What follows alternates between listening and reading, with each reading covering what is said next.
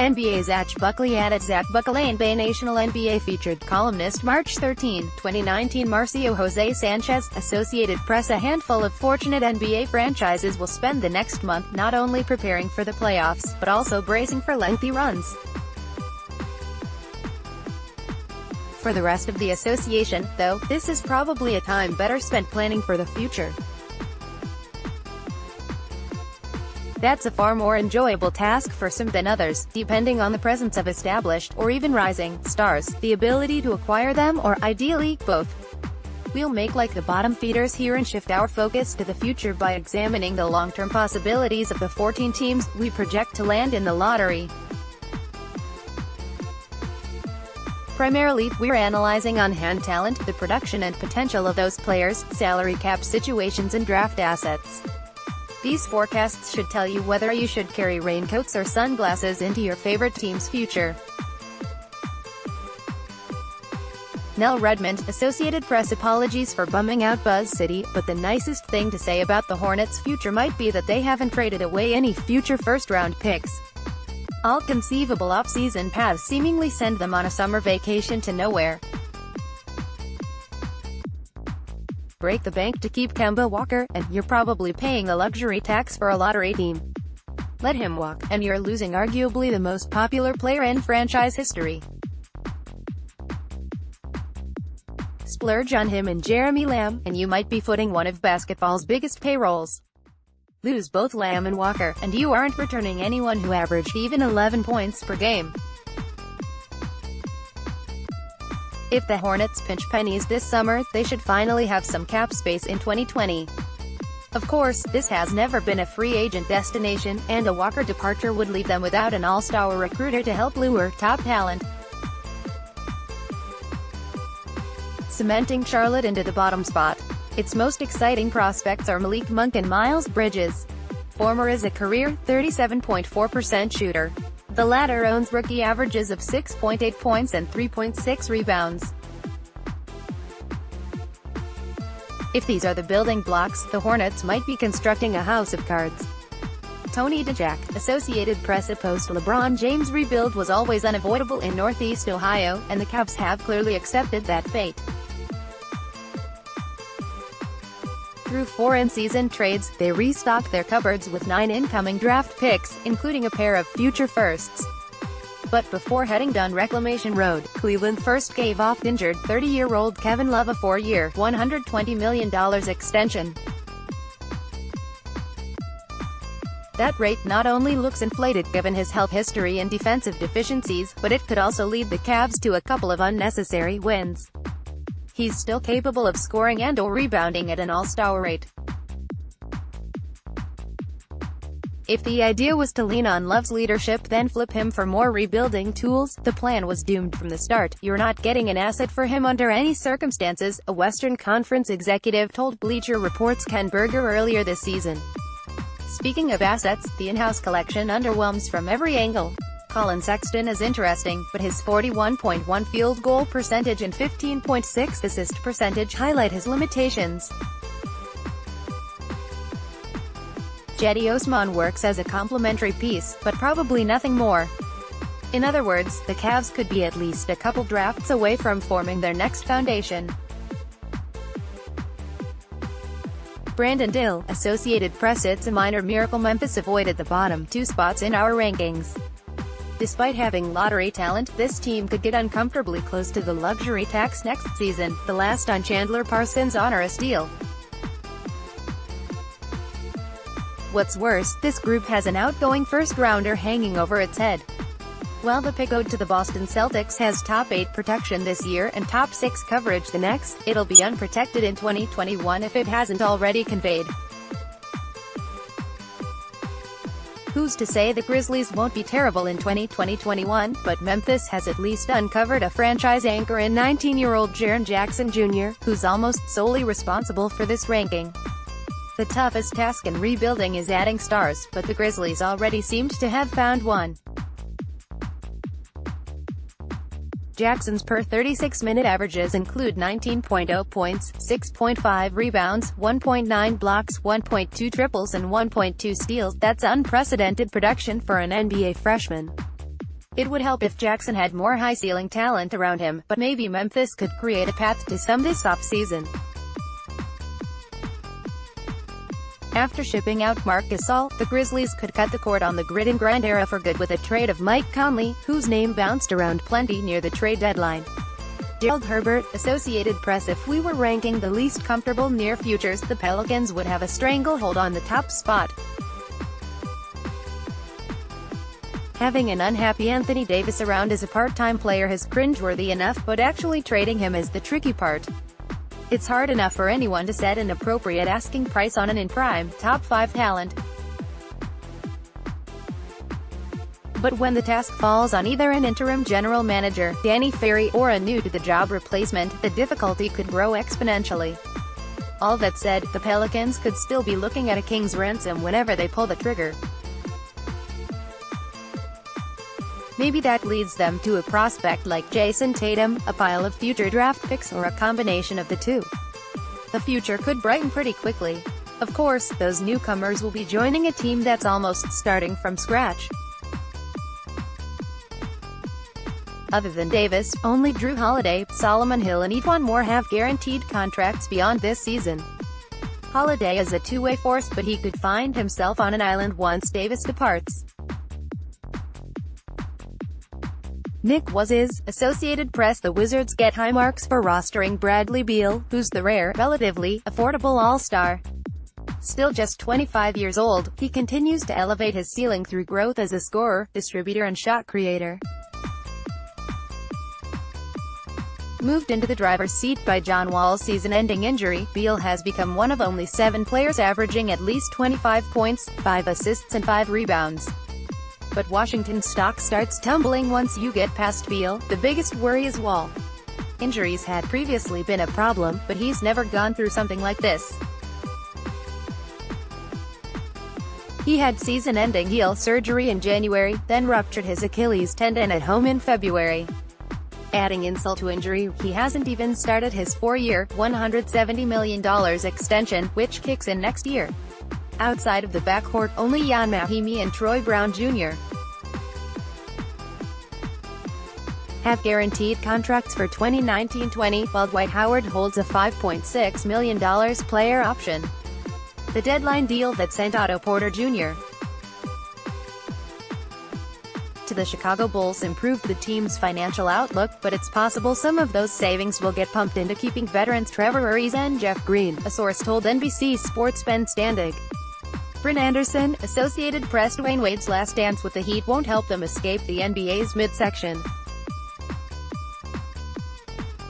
Judging by what's coming back to this roster, neither will the first season of the post-Wade era.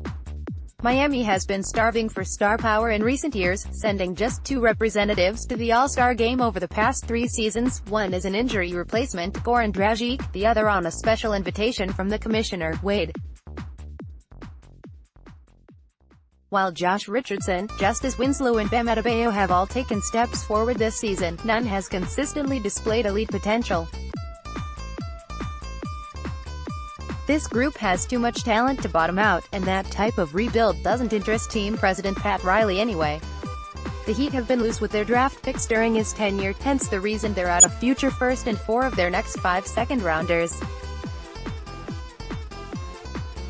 But if the draft doesn't deliver a star, it's hard to tell which route this franchise can take. There's no real spending money until 2020, and trade chips come few and far between, given how many bloated contracts are on the books. Nathaniel S. Butler, Getty Images. This summer will determine whether this ranking is way too high or laughably low.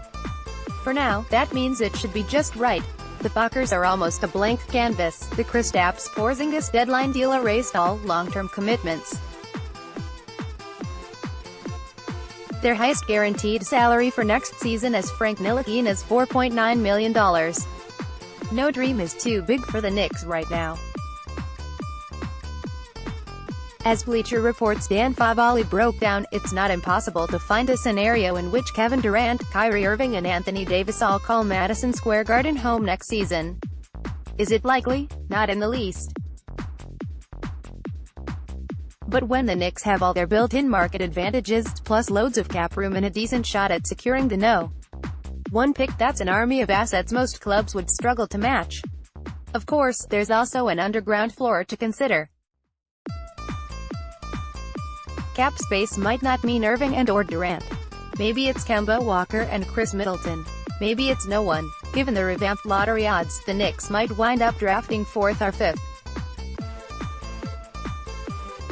So, instead of Zion Williamson and a potential path to Davis, maybe the draft haul is only Cam Reddish or Jarrett Culver. New York already has some youth in place, although its potential is in flux. While Mitchell Robinson looks ahead of schedule and Alonzo Trier has been a tremendous surprise, Kevin Knox looks predictably raw. Moreover, Dennis Smith Jr. is far from a sure thing, and Ntilikina's outlook is cloudy at best. Michael Reeves, Getty Images. This isn't a particularly confident ranking. Frankly, it requires a leap of faith for a franchise that's done little to deserve one. The Phoenix Suns are creeping toward the close of a 4th consecutive season with a sub-.300 winning percentage. They've had 4 different coaches during that stretch and could consider another change after this season. There's also a troubling trend of dysfunction within the organization. But this is a players' league, and the Suns have some of the best up-and-comers in the business. Devin Booker is 22 years old and already an explosive scorer, 25.1 points per game. Phoenix's mishandling of the point guard spot also forced him to grow as a shot creator, and he's responded with a career-best 6.7 assists per contest. DeAndre Ayton, 20, should be a first-team All-Rookie lock and just the 3rd NBA freshman to average 16 points and 10 rebounds during the 2000s. That's probably it for potential stars, but players like T.J. Warren, Josh Jackson, Mikal Bridges and, if he's resigned, Kelly Oubre Jr. are all capable of handling complementary roles. And with this core still set to grow through the Suns' own first-rounders and an incoming selection from the Milwaukee Bucks, the talent base will continue to expand. Jonathan Bachman, Getty Images. Karl-Anthony Towns might be the best player discussed so far, especially when accounting for the fact he's still just 23 years old. He's about to average at least 21 points and 12 rebounds for the 3rd time in 4 seasons. Only 15 players throughout NBA history have done so more frequently. Add a nightly triple to the mix, and it's Towns with 3 such seasons and 4 total for every other player past and present. This isn't just volume splashing, either. Since the start of 2016-17, his 39.8 three-point percentage is 14th highest among players with 300-plus makes.